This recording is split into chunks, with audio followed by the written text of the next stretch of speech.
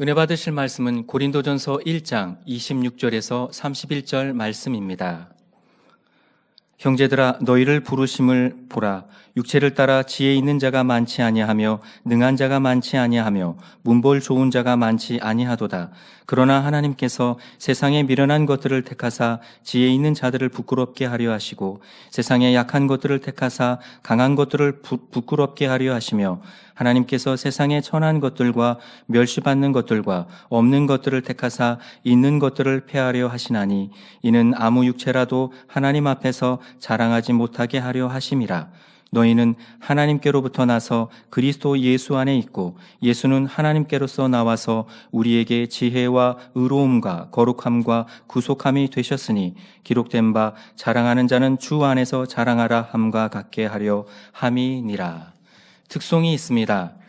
오늘은 구미만민교회 김보문 집사와 김덕영 집사가 특송으로 영광 돌립니다.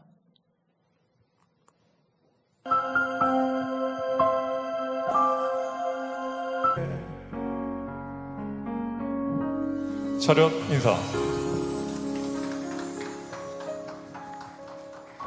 강의자님께서 고린도전서 강의 7번째 주 안에서 사랑하라 제하의 말씀 증거해 주시겠습니다.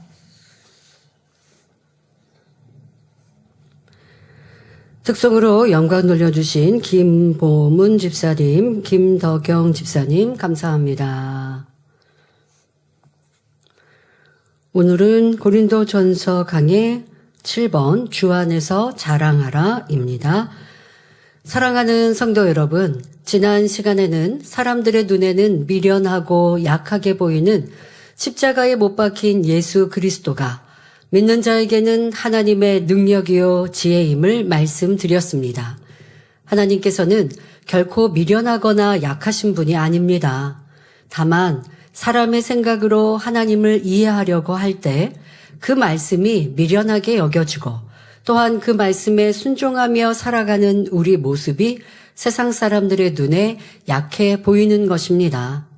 예를 들어 예수님의 십자가, 원수를 사랑하라는 말씀, 오른편 뺨을 때리면 왼편도 돌려대라는 가르침은 세상 사람들 눈에는 매우 약하고 어리석어 보일 수 있습니다. 그러나 믿음의 눈으로 보면 오히려 그 말씀이 우리를 형통케 하고 생명의 길로 인도하시는 하나님의 지혜임을 깨닫게 되지요. 오늘은 하나님께서 우리를 택하시고 사용하실 때 우리가 무엇이 뛰어나서가 아니라 오히려 부족하고 연약한 우리를 들어쓰시는 하나님의 은혜에 대해 말씀드리겠습니다. 말씀을 통해 큰 깨달음이 임하여 우리 주 예수 그리스도의 십자가 외에 결코 자랑할 것이 없다고 고백했던 사도 바울의 고백이 바로 여러분의 고백이 되기를 주님의 이름으로 기원합니다. 본문 고린도전서 1장 26절에 형제들아 너희를 부르심을 보라. 육체를 따라 지혜 있는 자가 많지 아니하며 능한 자가 많지 아니하며 문벌 좋은 자가 많지 아니하도다 했습니다. 여기서 육체를 따라의 의미는 하나님을 알지 못했던 과거, 즉 육의 기준과 세상의 가치관을 따라 살아가던 때를 의미합니다. 이는 사도 바울이 고린도 교회 성도들에게 하나님께서 여러분을 부르셨을 당시 여러분의 모습이 어떠했는지를 생각해 보십시오 라고 상기시키는 말씀입니다. 이와 동시에 우리가 하나님을 믿지 않았을 때, 즉 세상에서 어떤 모습으로 있을 때 우리를 부르셨는지를 생각해 보라는 말씀이지요. 성도 여러분, 주님을 영접하기 전에 여러분은 어떤 모습이셨습니까? 육적으로 지혜롭고 유능하고 출신 배경이 좋으셨습니까? 사도 바울은 본문에서 세상의 기준으로 볼 때 고린도 교회 성도들은 지혜로운 사람도 많지 않았고 유능한 사람도 가문이 좋은 사람도 많지 않았다고 말씀합니다. 이는 오늘날도 마찬가지입니다. 예수 그리스도를 영접하는 사람들을 보면 대부분 심령이 가난한 상태에 있는 경우가 많습니다. 외적으로 건강하고 물질적으로 넉넉하고 사회적으로 성공한 사람일수록 대개는 마음이 교만하여 전도를 받아들이지 않습니다. 그러나 인생의 위기, 사업의 실패, 가정의 불화, 질병과 고통 등을 겪게 되면 비로소 의지할 곳을 찾으며 마음의 문을 열지요. 이처럼 삶이 어려울 때 전도를 받으면 한 번쯤 귀를 기울이게 되고, 평안하고 부족할 것 없을 때는 복음을 반대하고 핍박하던 사람이라도 겸손하게 받아들이기도 합니다. 그래서 마태복음 5장 3절에 심령이 가난한 자는 복이 있나니 천국이 저희 것이며 말씀하신 것입니다. 물론 드물게 능력 있고 권세 있는 사람 중에도 겸손한 마음으로 스스로 하나님을 찾는 경우가 있습니다. 예를 들어 우리나라의 이순신 장군은 뛰어난 지략으로 나라를 지켰고, 세종대왕도 탁월한 통치로 백성들에게 태평성대를 누리게 했으며 많은 문화의 발달을 가져오기도 했습니다. 그런데 이분들은 복음이 전파되기 이전의 시대에 살았지만 근본 마음이 선하여 항상 신을 인정했던 분들이었습니다. 그 역사물을 보거나 그분들이 남기신 책이라든가 일기를 보아도 항상 하늘을 우러러 부끄러움이 없기를, 또한 신을 그렇게 인정했던 모습임을 기억할 수 있지요. 그러나 이러한 예는 매우 드물며 능력 있고 환경이 좋은 조건에서 하나님을 찾는 사람은 많지 않습니다. 하나님을 믿지 않는 대부분의 사람들은 자기가 가진 지혜와 지식, 권세와 가문, 스펙과 자산을 의지하며 나는 이런 것을 가졌으니 괜찮다라고 자부합니다. 그리고 그들은 그렇게 육의 것들을 많이 가지고 있다 보니까 죽음은 싫어하고요. 또 내세에 대해서 얘기하는 걸 싫어합니다. 지금 나는 현실이 너무 좋거든요. 현실의 쾌락, 현실을 마음껏 즐기고 누려야 되는데 내세가 있고 신이 계시다고 하면 현실의 삶을 내 맘대로 살면 안 되지 않습니까? 그래도 신이 보실 때 착하다 하고 의롭다 하는 삶으로 자기를 절제하며 살아야 한다는 건 신을 인정하지 않는 사람들도 누구나 잘 압니다. 그러니 전도를 받아도 외면하고 싶고 받지 않으려 하는 사람들의 그 마음 안에는 그래도 양심이 있어서 내세가 있거나 신이 계시면 내가 이렇게 살면 안 되는데, 그런데 그게 싫으니까 받아들이려 하지 않고 외면하는 사람들이 참으로 많지요. 그러나 하나님 앞에서 그러한 자랑은 아무 의미가 없으며 오히려 미련할 뿐입니다. 세상의 부명예, 지식, 권세, 내 건강, 나는 이렇다, 아니면 이제 나는 이렇다 해서 넘어서서 내 자녀는 이렇게 잘 됐어, 내가 이렇게 자녀를 잘 키웠잖아 하고 자랑하는 것, 영원한 내세에서 또 신이신 하나님께서 보실 때는 아무 필요도 없는 무의미한 것일 뿐입니다. 하나님을 알지 못하고 멸망의 길로 향하는 인생이 아무리 많은 것을 자랑한들 그것이 무슨 의미가 있겠습니까? 그 영혼이 세상을 떠나는 순간 자랑하던 모든 것은 사라지고 남는 것은 오직 무서운 심판뿐입니다. 그러니 그 자랑이 헛되며 미련하다고 할 수밖에 없지요. 자, 이런 말씀을 들을 때 여러분들 스스로도 잘 궁금해 보셔야 합니다. 나는 그래도 전도를 받아 구원에 이르렀고 또 우리 청년쯤 되고 학생들 되면 스스로가 하나님을 찾아 교회에 나왔다기보다 부모에 의해서, 부모님이 앞서 말씀드린 것처럼 심령이 가난할 때 전도를 받거나 또 선한 마음으로 교회를 찾아 하나님을 만났습니다. 천국과 지옥이 내세가 있음을 알고 믿습니다.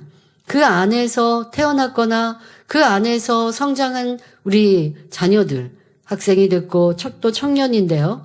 그런 분들은 내 자유의지로 하나님을 만나고자 했거나 또 주님의 응답을 받고자 하지 않았지만 태어난 어느 순간에 내가 하나님을 알았고 또 교회를 다니고 있을 때 여기에서 스스로가 그런 좋은 환경에서 내가 하나님을 믿을 수 있었다는 건 참으로 큰 복입니다. 그런데 그것을 참 복으로 누리지 못하고 그냥 부모에 따라서 교회에 나오고 그러다가 어느 순간 되면 나의 하나님, 나의 주님이 아니라 나 습관을 따라 교회 나오다가 그러다가 어떤 미혹이나 또 원수 마귀 사단의 공격에 우수수 떨어져가는 알맹이가 없는 쭉정이와 같은 신앙생활 한다면 그건 분명히 화가 되어지죠. 스스로가 잘 살펴야 합니다.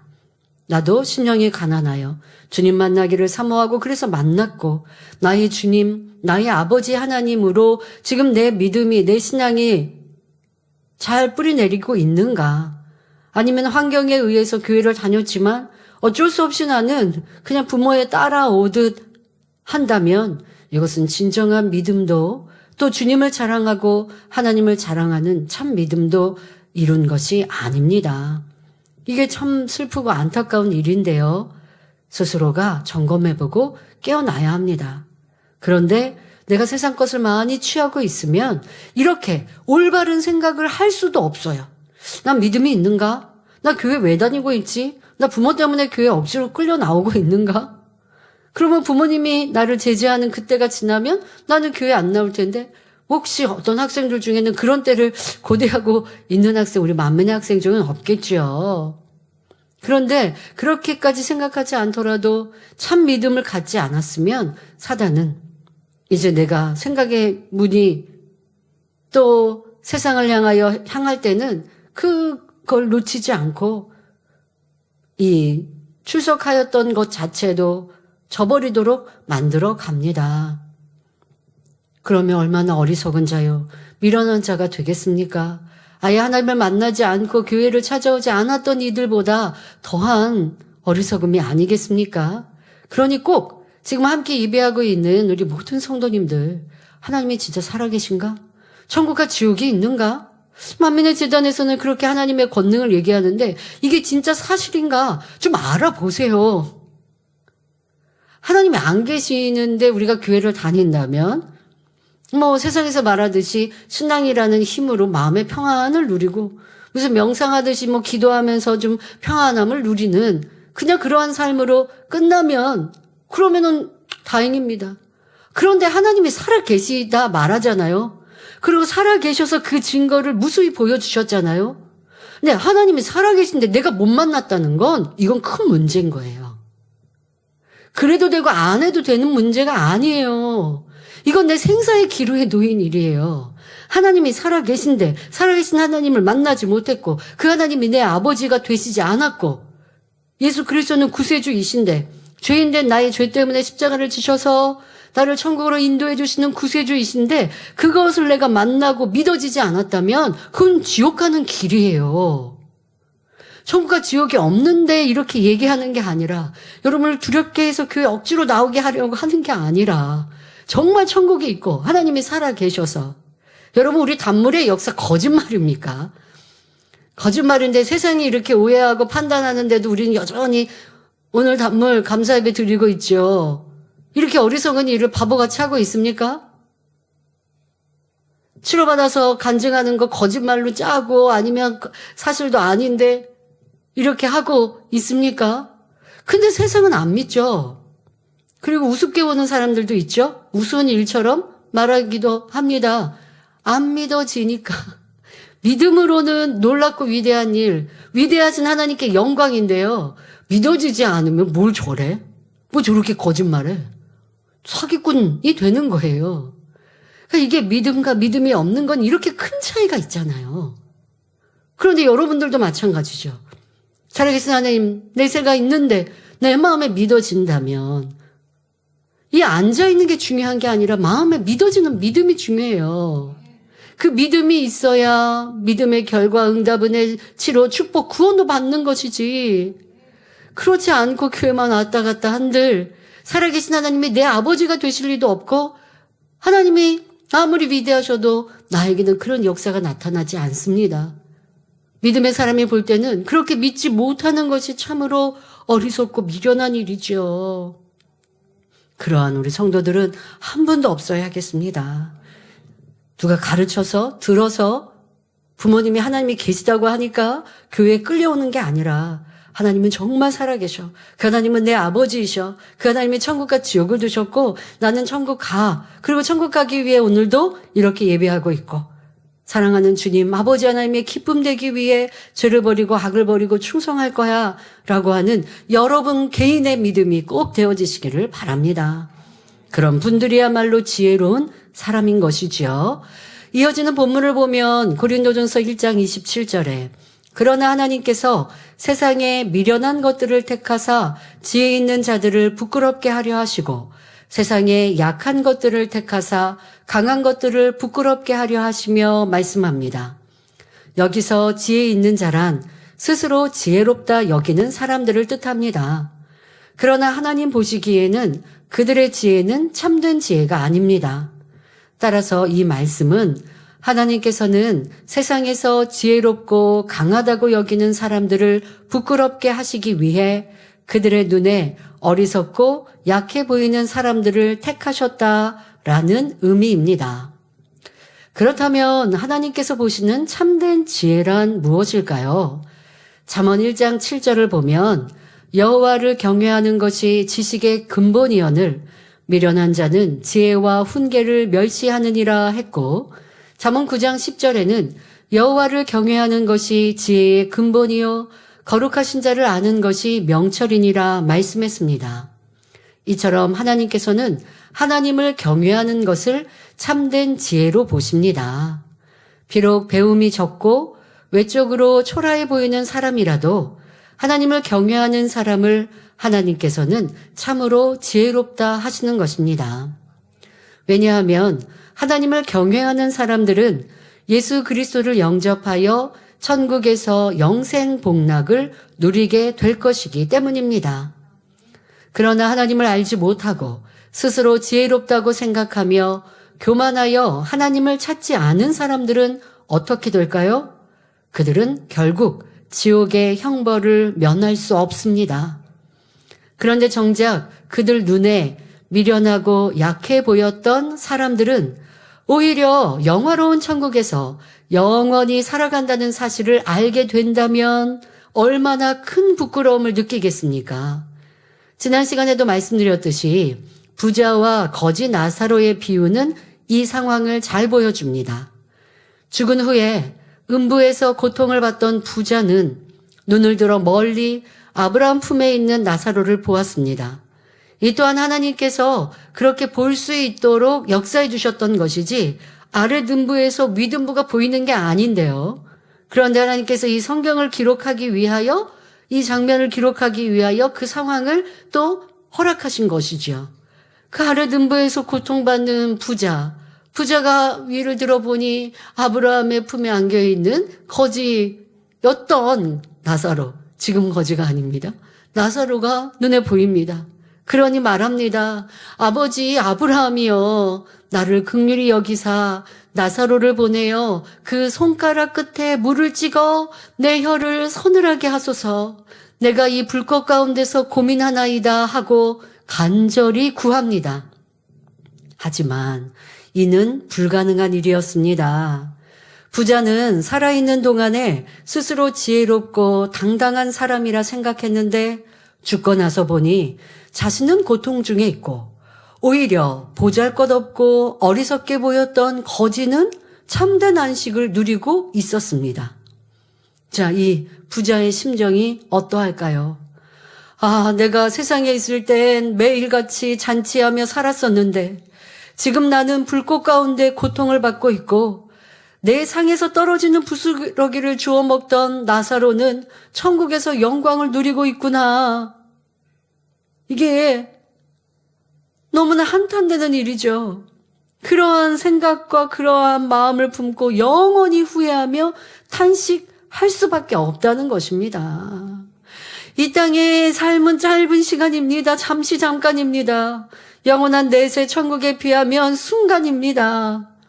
순간에 잘 먹고 잘 입고 짜증하고 혈기하고 내가 높아지겠다고 상대를 밟고 일어서고 악은 악대로 바라고 더 갖고 취하겠다고 악을 막 행했는데 천국에 갔더니 나는 악을 바란 사람은 지옥에 가 있고 아니면 저기 낮은 낙원에 겨우 들어가 있고 내가 짓밟고 내가 괴롭혔던 그 사람은 천국의 높은 곳에 가 있고, 그러면은 여러분들이 그들 앞에 고개 숙일 수밖에 없어요.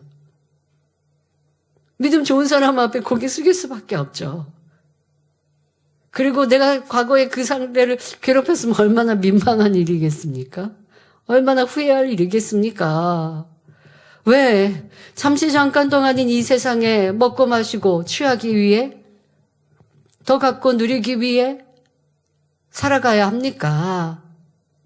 그런데 아버지 하나님은 미련한 자를 들어 영광스럽게 하시고, 또 그렇다고 해서 이 땅의 삶이 계속 가난하고 어렵게 살 이유도 없어요.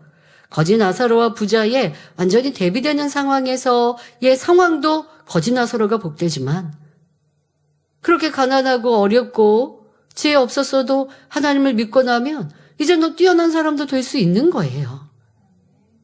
그런데 중요한 것은 세상 사람들이 미련하고 어리석다 보고 말하는 이 믿음, 결코 어리석은 것이 아니라 이것이 참으로 복된 것임을 여러분 마음에 인정하고 그 복된 길, 진리의 길, 성경의 길로 가는 것이 중요하지요.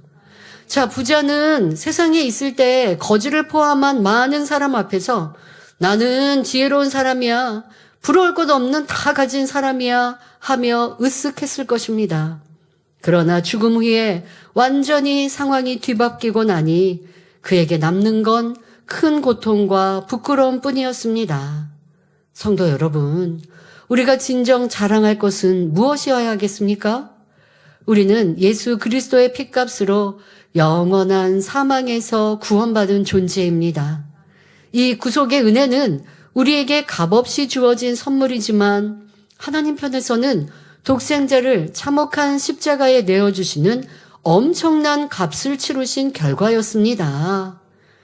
그러니까 여러분들은 너무 큰 하나님의 희생 속에 구원의 은총을 받은 거예요.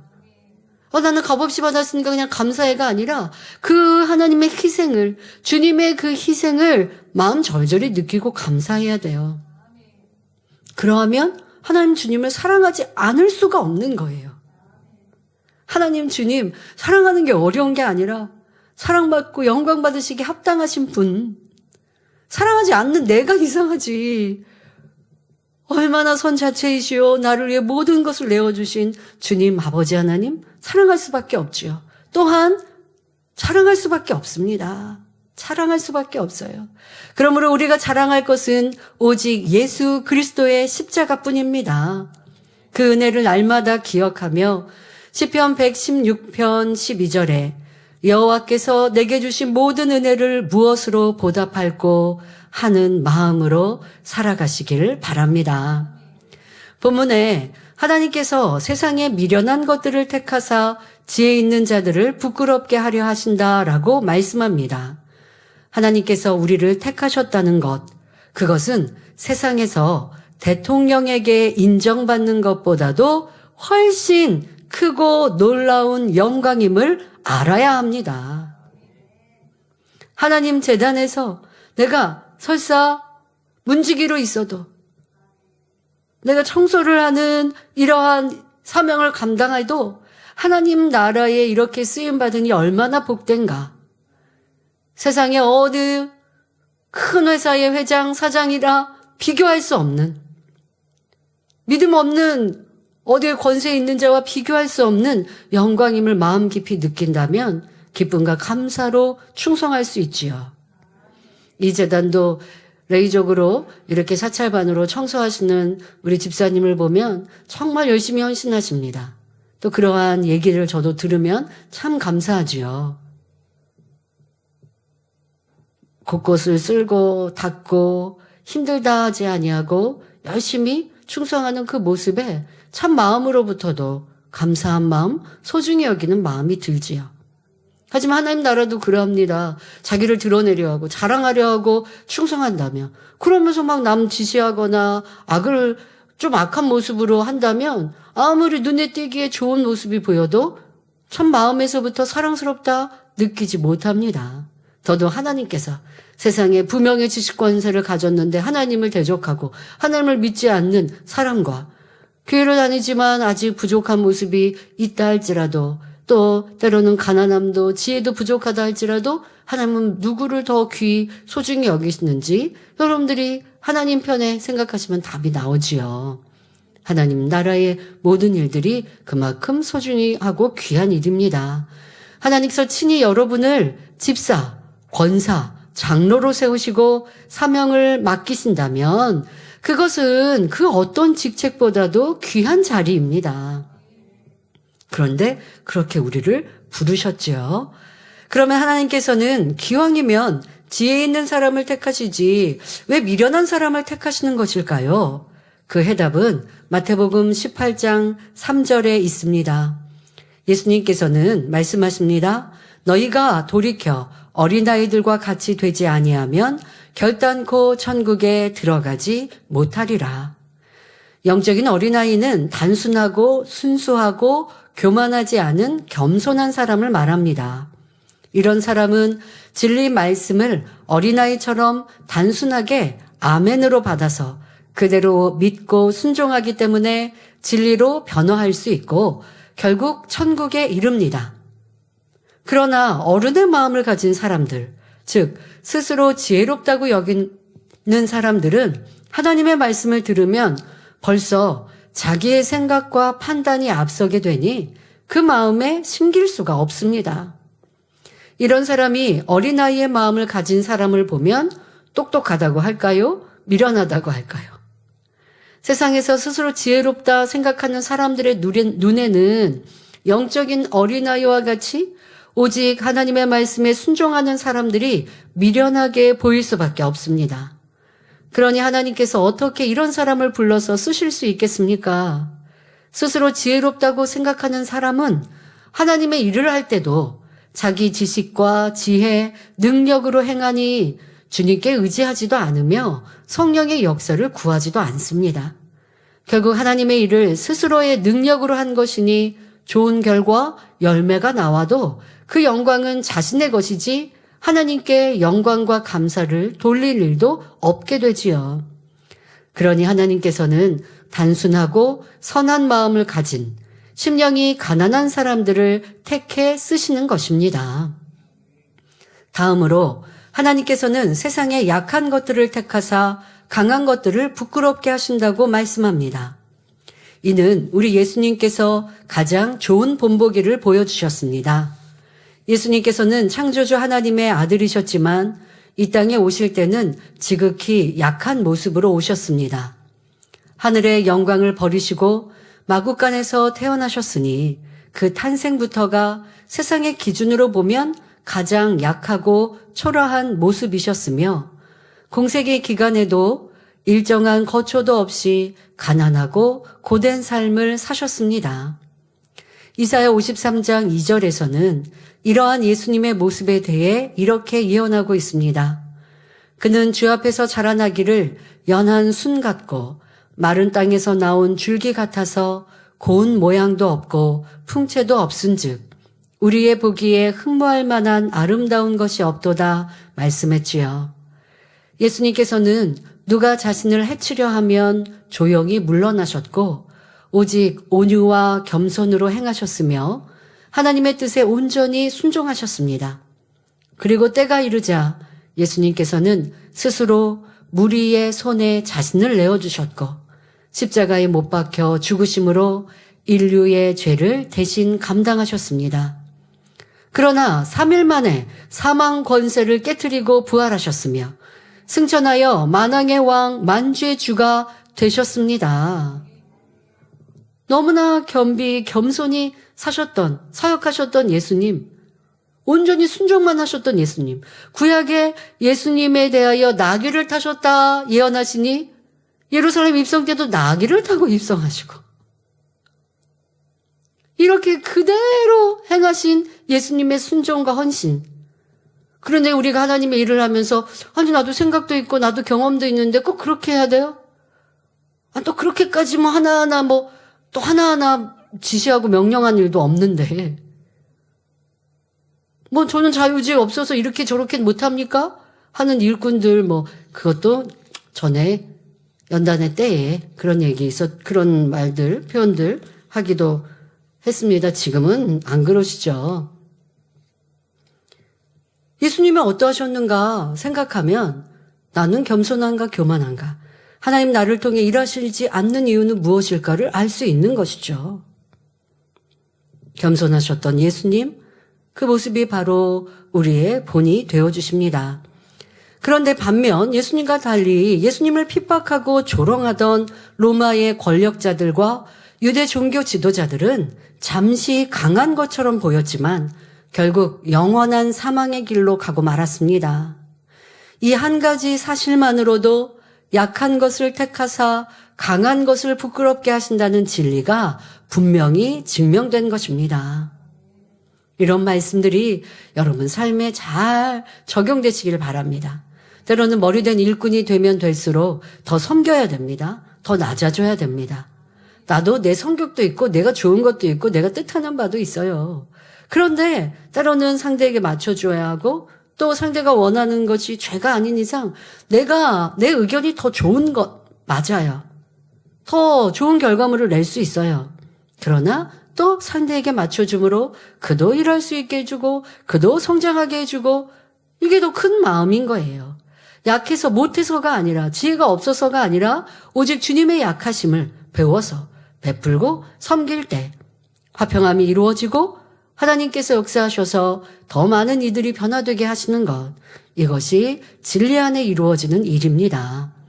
이어지는 본문을 보면 고린도전서 1장 28절에 하나님께서 세상에 천한 것들과 멸시받는 것들과 없는 것들을 택하사 있는 것들을 폐하려 하시나니 말씀합니다. 이는 하나님께서는 세상에서 대단하게 여겨지는 사람들이 아니라 오히려 보잘것없는 사람들을 택하셨다는 의미입니다. 이 말씀의 이해를 돕기 위해 성경 속의 인물들을 예로 들어보겠습니다. 베드로, 요한, 야고보는 당시 사회에서 천한 직업으로 여기던 어부였습니다. 그들은 학문도 권세도 없었지만 하나님께서는 그런 그들을 택하셔서 세상이 높게 평가하는 이들을 부끄럽게 하셨습니다. 사도행전 4장 13절 14절을 보면 이렇게 기록되어 있습니다. 저희가 베드로와 요한이 기탄 없이 말함을 보고 그 본래 학문 없는 범인으로, 평범한 사람 범인으로 알았다가 이상히 여기며 또 그 전에 예수와 함께 있던 줄도 알고 또 병이 나은 사람이 그들과 함께 섰는 것을 보고 힐난할 말이 없는지라 기록되어 있습니다. 사람들은 주님의 제자들을 그저 배우지 못한 천하고 평범한 사람인 줄 알았습니다. 그런데 그들이 예수 그리스도를 영접하고 성령을 받은 이후 완전히 달라진 모습에 놀라지 않을 수 없었습니다. 주님의 제자들이 담대히 복음을 전하고 놀라운 기사와 표적까지 그들을 통해 나타나자 사람들은 더 이상 함부로 평가할 수 없게 되었지요. 그래서 사도행전 2장 43절을 보면 사람마다 두려워하는데 사도들로 인하여 기사와 표적이 많이 나타나니라고 말씀합니다. 세상에서 멸시받고 천대받던 그들이 하나님의 능력으로 변화되니 오히려 사람들에게 칭찬받고 인정받는 대상이 되었던 것입니다. 사람들은 겉으로는 주님의 제자들을 인정하지 않으려 했지만 그들을 통해 나타나는 기사와 표적을 직접 보면서 그래도 마음 한구석에 남아있는 양심이 두려움 또한 느끼게 하죠. 정말 하나님이 계시면, 정말 저들이 말하는 예수가 구세주이시면 어떡하지? 왜요? 나타나는 증거가 너무나 확실하니까요. 그런데 아무리 그렇게 두려움을 갖는다고 핍박하지 않을까요? 앞서 말씀드린 대로 더 악해지면요, 그걸 싫어져요. 그들이 말하는 내용이 내게 불리게 되어지면 그렇게 말하고 주장하는 게 싫어지죠. 그러면 결국 또 핍박하게 되죠. 제자들도 핍박을 당하고 매를 맞고 감옥에 갇히고 결국 순교의 자리에 대다수가 들어가지 않았습니까?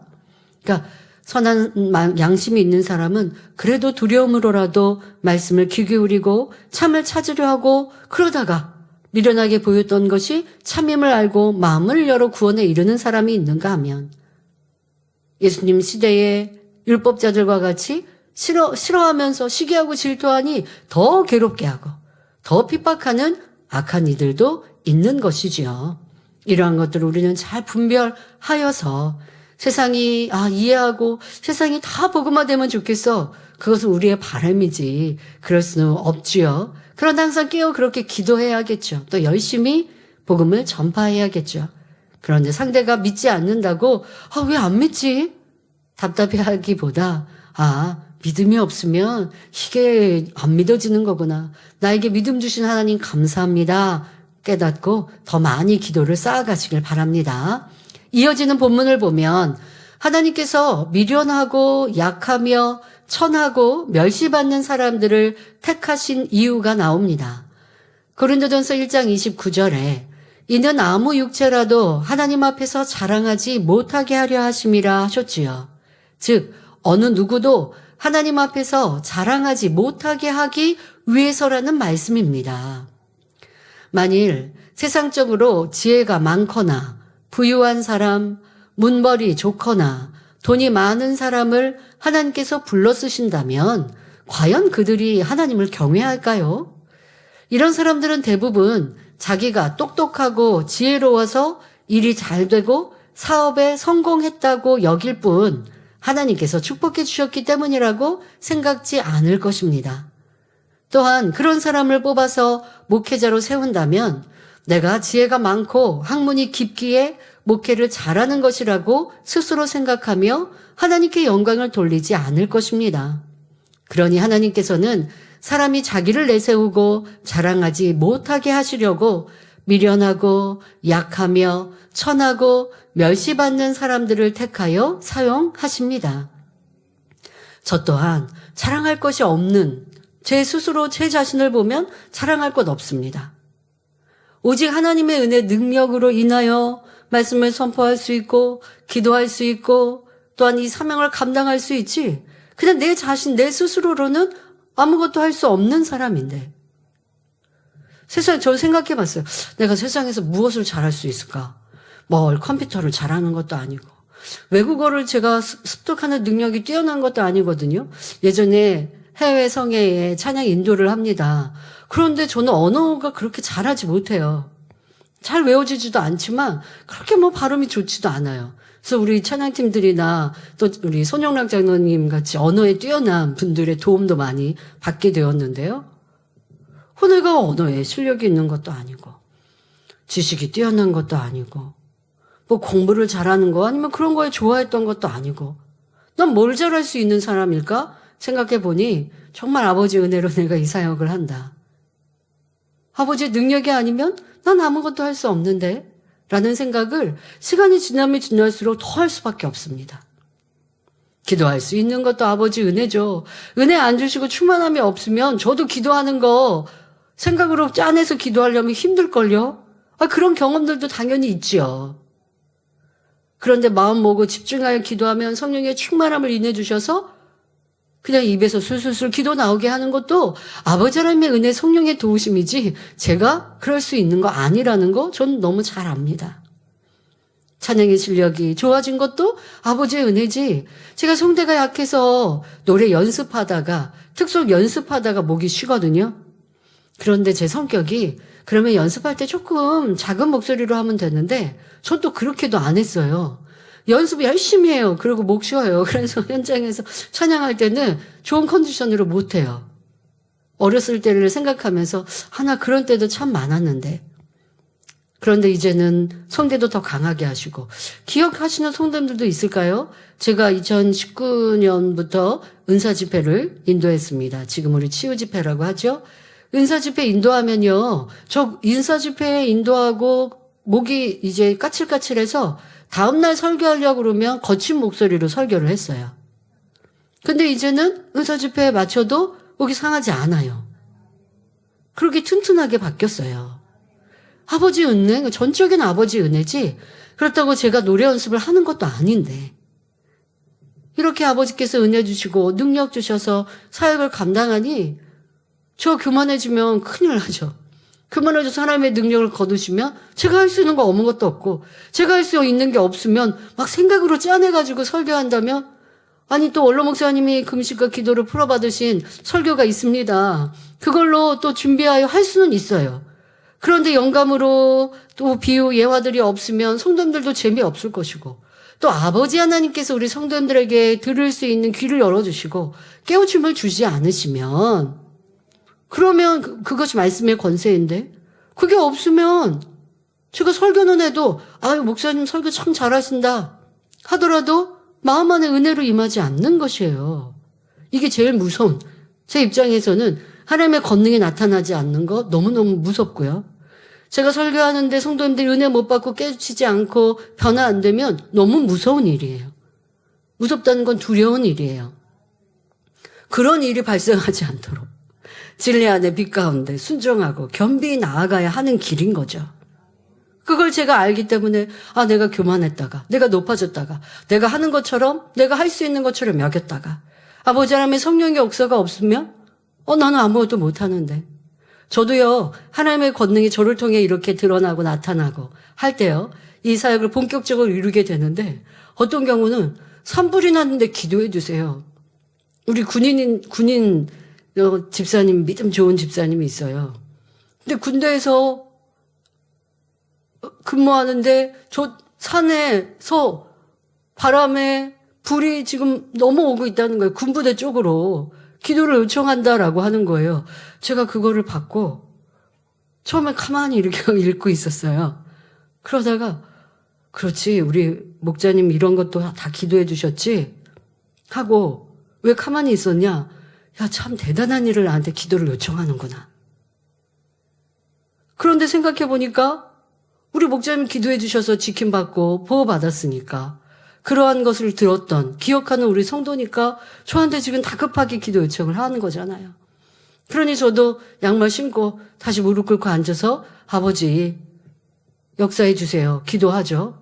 그런데 보니 바람으로 방향을 바꿔주시고 해서 이쪽으로 오던 불길이 사그라들고 그리고 피해 없습니다. 이제 소강 상태입니다. 하는 또 얘기 들으니 너무 그럴 때는요, 저도 대예배 때 우리 대표 기도하신 분이 제 마음을 너무 잘 알고 우리 당회장님은 성도들의 간증이 이 세상에 무엇보다 더 행복해 하시는데 이렇게 하셔서 제가 참 감사하다. 제 마음을 잘 느끼시고 기도하시네 라는 것에 저도 감동을 받았습니다마는 성도들이 평안하고 행복하고 강건해서 감사도 크고요. 또 하나님의 나를 이렇게 보장하시고 함께 하시는구나.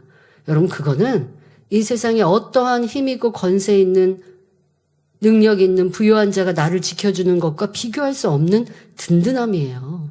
그러니까 담대할 수 있는 거고요. 믿음으로 행군할 수 있는 거지요. 그래서 오늘 말씀을 준비하면서도 저에게 이런 마음 갖게 하시고 또 이렇게 깨우치고 행할 수 있어서 감사하다. 더 낮아지고 겸손해져야지 라는 생각을 해보았습니다. 여러분들 어떠하십니까? 기도하고 찬양하고 고백할 때는 아버지 저는 아무것도 못해요. 오직 아버지 하나님이 나의 능력이십니다 했다가 내 삶에서는 왜 그렇게 내가 주인 됩니까? 내가 앞장섭니까? 그것을 여러분들이 고쳐서 하나님이 나를 부르심이 무엇을 내가 잘해서 부르신 게 아니라면 내가 아무것도 할 수 없을 때 나를 불러주셨고 믿음 주셔서 구원받게 하셨는데 그런데 지금이라고 너 맘대로 하시는 게 아닌데 나를 도와주시겠다고 하는데 왜 하나님께 다 의뢰하고 맡기지 못하는가? 그런 사람 중에는요. 나는 내가 할 수 있는 건 할 수 있고 내가 할 수 없는 거 못한다고 하면서 그게 겸손하다고 생각하는 분들 있죠. 나 그거 못할 것 같은데요. 나 겸손해서 사양하는 걸까요? 하나님을 의뢰하지 않아서 하나님의 능력을 믿어드리지 않아서 사양하고 있지는 않은가 생각하고 온전히 하나님을 의뢰합시다. 잠언 3장 6절에 너는 범사의 그를 인정하라. 그리하면 내 길을 지도하시리라 말씀했습니다. 따라서 우리는 범사의 하나님을 의지하고 그분의 인도하심을 인정해야 합니다.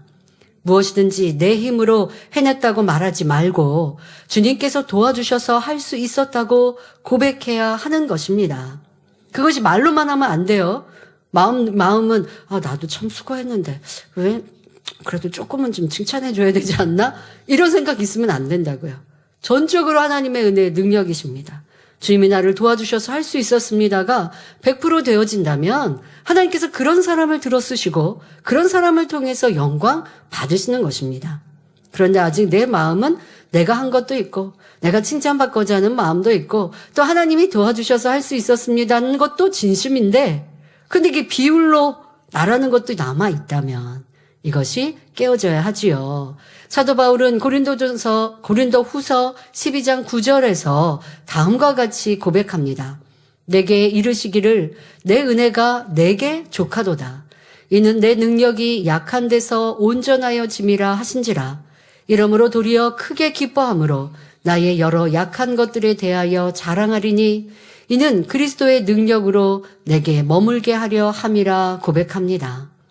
그는 권능의 사도로서 놀라운 권능을 베풀었고 수많은 영혼을 주님께로 인도하며 곳곳에 교회를 세웠습니다. 그러나 이 모든 일이 자기의 능력으로 된 것이 아니라 오직 하나님의 은혜이며 주님의 능력임을 자랑한 것입니다.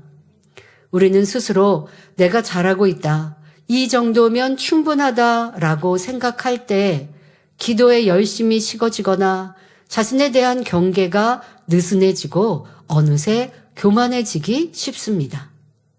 말씀드린 것처럼 내가 그래도 좀 수고한 거 있지 않은가? 좀 이것에 대해 조금 그래도 언급해 주시면 좋겠는데 자, 이것이 내게 있는 교만함. 그러면 하나님의 지혜 성령의 주관을 100% 받지 못하니 하나님이 원하시는 좋은 성과를 낼 수 없는 것이지요. 반면 스스로 약하다고 생각될 때는 더욱 간절히 부르짖어 기도하게 됩니다. 나는 하나님의 도우심이 없이는 아무것도 할 수 없어. 이렇게 생각하는 사람은 하나님의 능력을 끌어내리기 위해 기도하지 않을 수 없습니다.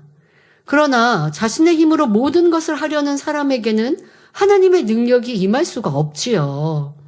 자기의 생각과 계획을 앞세우지 않고 오직 하나님을 의지할 때 성령의 주관과 인도를 받아 아름다운 열매를 맺을 수 있습니다. 우리는 이 사실을 깊이 깨닫고 언제나 겸손한 마음으로 하나님을 의지해야 하겠습니다. 이어지는 본문을 보면 고린도전서 1장 30절에 너희는 하나님께로부터 나서 그리스도 예수 안에 있고 예수는 하나님께로서 나와서 우리에게 지혜와 의로움과 거룩함과 구속함이 되셨으니 말씀합니다. 인간과 천하 만물 모든 것이 하나님께로부터 났습니다. 하나님께서는 첫사람 아담을 만물의 영장으로 세우시며 일하늘을 다스릴 권세를 주셨습니다. 그러나 아담이 죄를 범하여 저주받자 그가 다스린 모든 만물까지 같이 저주를 받았고 다스릴 권세가 원수 마귀에게 넘겨졌습니다. 그래서 누가복음 4장 5절 6절을 보면 마귀가 예수님을 이끌고 올라가서 순식간에 천하 만국을 보이면서 이 모든 권세와 그 영광을 내가 내게 주리라. 이것은 내게 넘겨준 것이므로 누가 넘겨줬어요? 아담으로부터 넘겨받은 것이에요. 내게 넘겨준 것이므로 나의 원하는 자에게 주노라 한 것입니다. 그리고 저주받은 세상은 더 이상 하나님께서 창조하셨을 때처럼 보시기에 좋았더라라는 상태가 아니었습니다. 하나님께서는 이처럼 저주받은 인류를 원수마귀 손에서 구원하시기 위해 독생자 예수님을 이 땅에 보내셨습니다. 죄 없으신 예수님께서 모든 사람의 죄를 대신하여 십자가에 못 박혀 죽게 하심으로 그를 믿는 자마다 영생을 얻도록 큰 사랑을 베푸신 것이지요. 이처럼 우리는 예수 그리스도를 통하여 다시 하나님의 자녀로 회복되었으니 우리는 하나님께로 나서 그리스도 예수 안에 있는 것입니다. 그러면 예수는 하나님께로서 나와서 우리에게 지혜와 의로움과 거룩함과 구속함이 되셨으니 라는 말씀은 무슨 의미일까요? 먼저 예수님께서 우리에게 지혜가 되셨다는 것은 원수마귀 사단의 종되었던 인류를 죄와 사망의 법에서 해방시키기 위해 하나님께서 예비하신 구원의 길이 바로 예수 그리스도이기 때문입니다. 하나님께서는 십자가 사건을 통해 구원의 역사가 완성되기까지는 어둠의 주관자가 그 섭리를 알 수 없도록 철저히 비밀로 숨겨놓으셨습니다.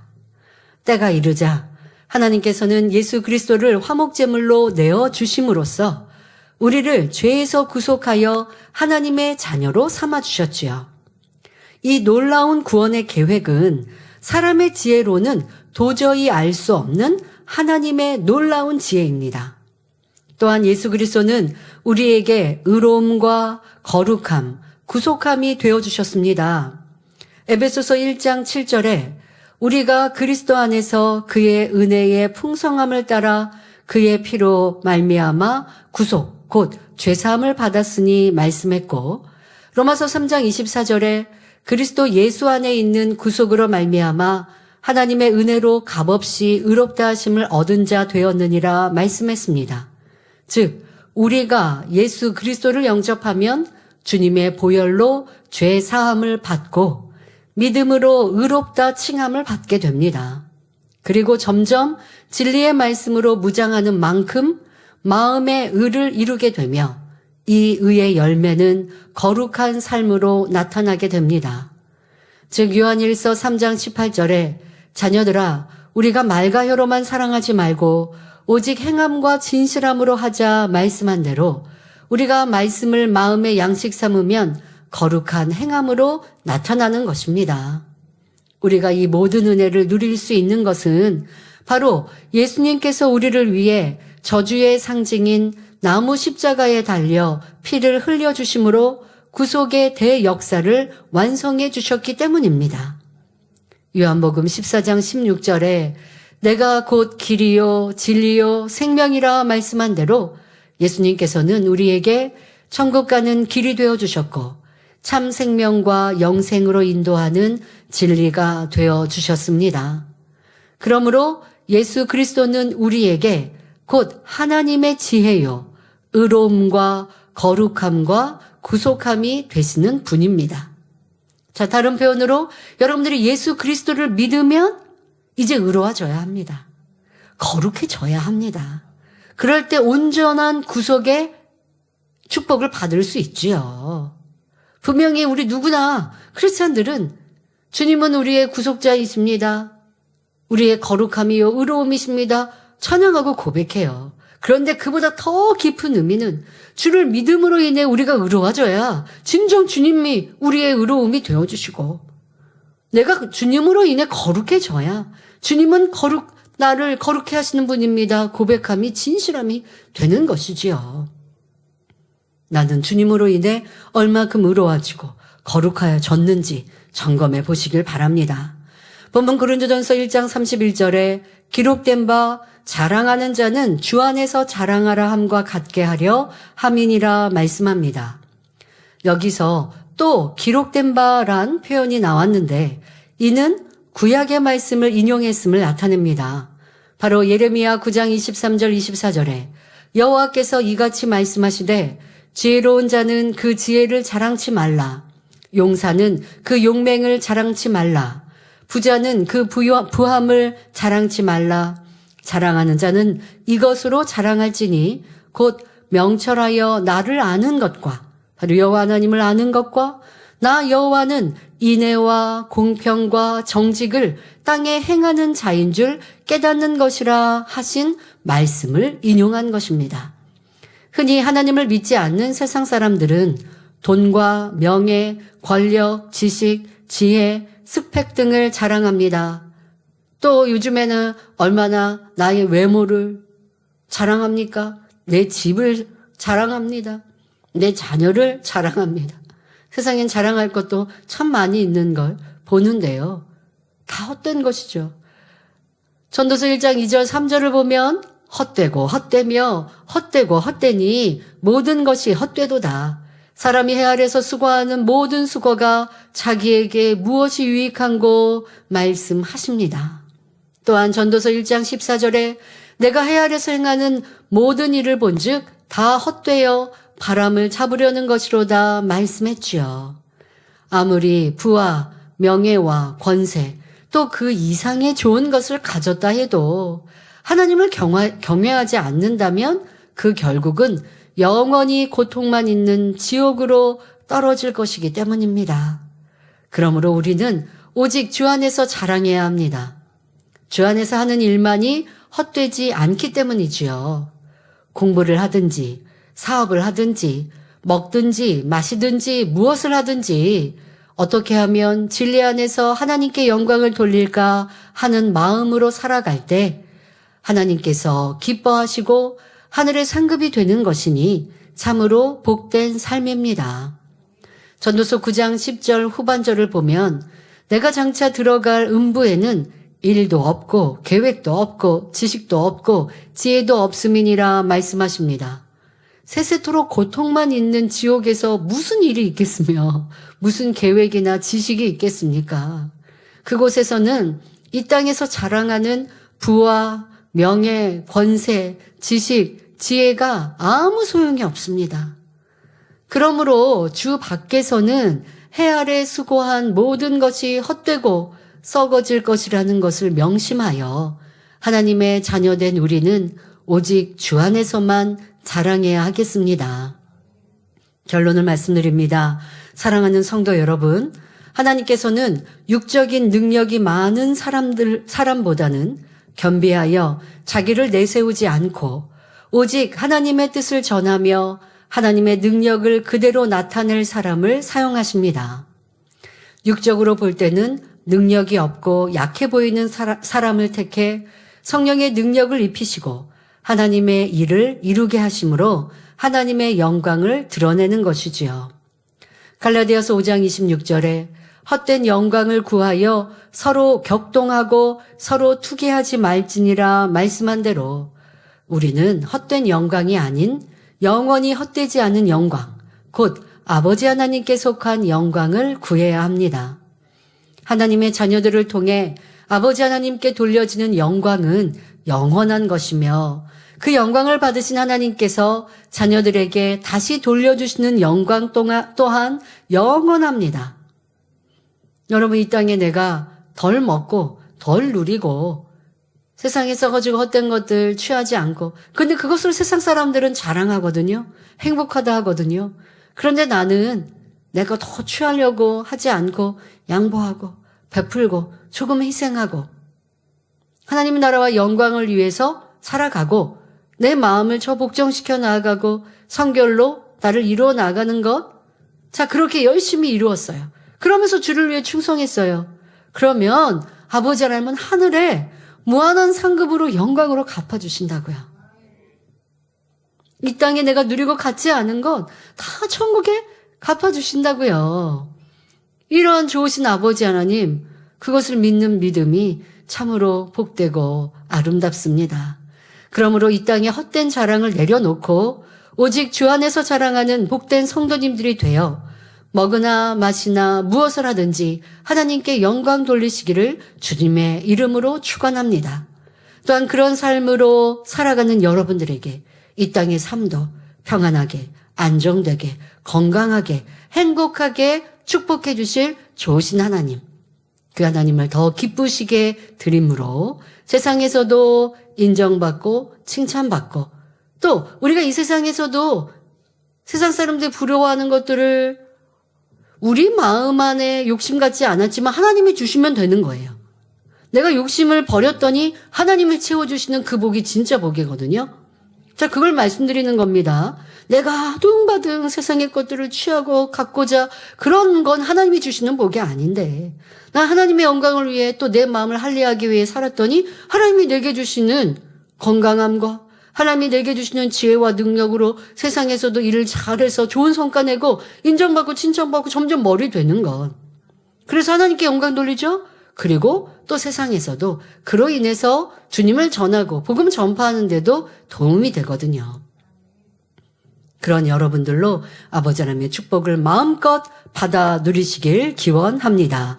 말씀 sam고하시면서 함께 기도하겠습니다. 좋으신 아버지 하나님, 이제 우리의 삶이 주님으로 자랑하고 아버지 하나님으로 자랑하는 복된 삶이 되게 하여 주옵소서. 때로 세상 사람들이 이 진리를 보고 하나님의 역사를 볼 때에는 이해할 수 없습니다. 그리하여 미련하고 어리석다 우리를 말하기도 합니다. 하지만 우리는 참으로 지혜로운 사람들입니다. 보이지 않는 영의 세계를 마음으로 중심으로 믿습니다. 우리를 창조하신 하나님을 마음으로 믿습니다. 우리의 구세주 되신 주님을 믿어 천국에 이릅니다. 이것만큼 복되고 이것만큼 행복하며 영광스러운 일이 어디 있겠는지요. 이러한 복을 누리게 하시니 감사합니다. 그러하니 이제 썩어지고 헛된 것을 자랑하지 아니하고 영원한 것 참된 복을 기뻐하며 또한 자랑하는 복된 성도님들이 되게 하시고 그런 이들마다 이 땅의 삶도 복 주시옵소서. 감사드리며 우리 주 예수 그리스도 이름으로 기도하옵나이다. 아멘.